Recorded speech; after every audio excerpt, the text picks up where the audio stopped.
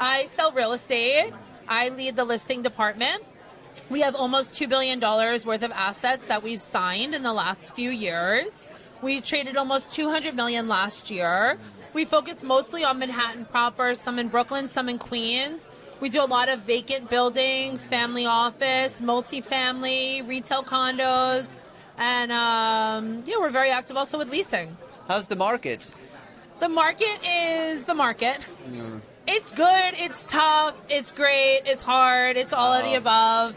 I think it really depends what day you find me on. Really? Some days we do so much outreach and we don't get much back. Yeah. Other days, like yesterday, we received multiple offers. Wow. I'm finding if there are deals to be had, there's interest there. So the market isn't dead or on fire. It's just very conservative and looking for opportunity. Why are people feeling so conservative? I think it has a few things. One, the interest rates are really holding a lot of people back. So we're hopeful there that there's going to be an adjustment. I think they're meeting today, and those conversations we're hoping are going to be fruitful. That has something to do with it. Of course, the mayoral election has many wondering what's going to happen. Everyone's, are you leaving for Florida or are you still going to stay in New York? And the reality is people that are here, like myself, with children and a business, aren't going to get up because of a mayor. I've lived through many mayors, some better than others, and we still wake up, we still do deals, we still trade, we still transact, and New York City will always be New York City. It'll always be the financial world headquarters, so we'll always have that in our pocket, and I don't think local politics really play that much into the more global real estate scale here. So do you think the fears of people leaving the city are a little overblown? I would think so, yeah. They say that all the time, and I think depending on whatever party it is, if you're a Democrat, if Trump wins, you're moving to Canada, you're leaving, My aunt always said that. I'm like, you're still here, And now same on the others, too. It's like, oh, we're going to be leaving. And maybe some people might if you're retired and you can do that. But most people are going to stay here and stay in their asset and have it appreciate and acclimate to whatever the times bring. How about in the interest rates? Do you feel it's an affordability issue, or they're waiting for the rates to come down so they get a better price? It's definitely it's both. So it is an affordability issue because you need to be able to pay your mortgage. So I see a lot of the guys trying to get in and then realizing, wow, this is actually a lot more than I had signed up for, not realizing that there's maybe a water pipe that broke or a roof leak or a non-paying tenant. There's a lot of variables that go into ownership that people don't factor in. So there's that. And then I also think that the rate also affects it, for every quarter of a point, depending on your price point, that's going to bring something down. So even though it only seems like a quarter of a point, it signals a sign of hope. Yes. President Trump is in Asia at the moment. He's looking to strike a trade deal with China. If you think back to 10 years ago, Chinese buyers made up a big part of the investment base here in New York City. Is it still the case today? I think there's still always a lot of international money coming in. I think that's also another thing people are saying is that they're seeing international money not coming in. I would disagree. We've had many contracts from international buyers at SERHANT, more so than I've really ever seen this fall, and particularly ones that don't rely on the interest rate that are cash buyers. So $4 million and up, I'm still seeing a lot of international money coming into the States. Are you able to put your finger on why we've seen that increase?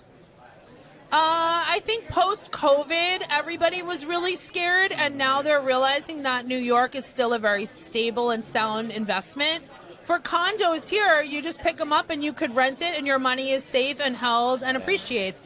So there's a safety net there that people like in a government that they feel comfortable with. There's only one New York. Finally, are you optimistic for the New York City real estate market and for New York City itself over the next 10 to 20 years? Oh, absolutely. I would have to retire if I wasn't. We traded $164 million last year in transactions. Most would say it was a dead commercial market. Commercial office is dead. I've listed $100 million worth of property is in this primary season that people are saying no one's doing anything. We're very hopeful. Also, right now, there's a big back to work. The office is coming back. Class A is very strong right now. There's also not that much inventory there, so we're seeing a lot more opportunity there as well. A bonus question. We've heard a lot about transforming commercial, say, office space, for example, into residential apartments. Are we seeing that actually materialize? We're working through it. So I have a few properties right now that are commercial office that have been hard to trade, that we have been at the forefront of because they are in the Penn South rezoning, actually walking that process through, which actually for me is very exciting because I'm interested as an investor to see what that looks like. There's little, nuances that need to get approved and worked through. So we're actually seeing some buildings converting prior to the laws and kind of getting ahead of it.